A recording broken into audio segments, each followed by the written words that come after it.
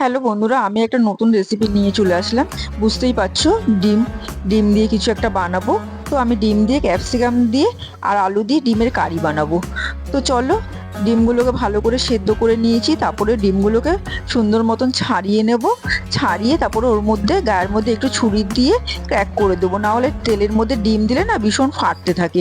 সমস্ত ডিমগুলোতেই করে নেবো।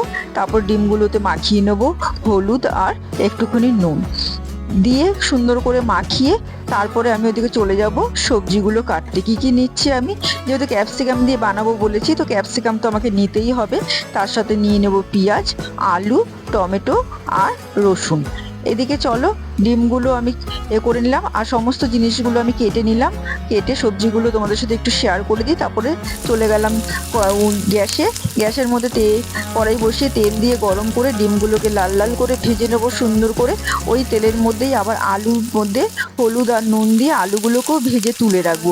তারপরে ওই তেলের মধ্যেই আমি একে একে সব মশলাগুলো দেবো, দিয়ে মোটামুটি ভাজা করবো। ক্যাপসিকাম সব একসাথে দিয়ে দেবো, দিয়ে সমস্ত কিছু ভেজে নেবো। আর ওইদিকে হলুদ আর লঙ্কার গুঁড়োটা আমি একটু ভিজিয়ে রাখবো, যেহেতু ক্যাপসিকাম দিয়ে বানাবো বলে এর মধ্যে আমি গরম মশলা কিছু অ্যাড করবো না, তাহলে ক্যাপসিকামের গন্ধটা চলে যাবে।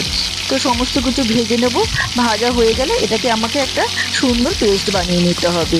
ওটাকে শিলে আমি তুলে নেবো আস্তে করে। ওইদিকে ভাজা হচ্ছে আর এদিকে আমি শিলটাকেও কেটে নিলাম। শিলে আমি মশলাটা করে নেবো। এটা মিক্সিতেও করা যায়, তোমরা যারা পারবে মিক্সিতে করে নেবে, শিলে যদি না করো। অনেকের বাড়িতে শিলনোড়া এখন তুলে দিয়েছে, মিক্সিতেই সমস্ত করে নেবো, কিন্তু এখন আমরা শিলেই বেটে খাই। তারপর বাটা হয়ে গেলে তারপর আবার আমি কড়াইটা বসিয়ে দেবো, তার মধ্যে অল্প করে কালো জিরে ফোড়ন দিয়ে দেবো।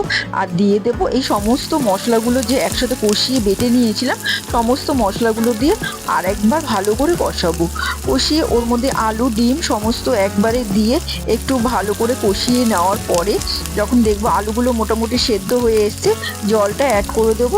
জলটা অ্যাড করে দিলে ফুটে উঠলে আমি আমার ডিমটাকে নামিয়ে দেবো।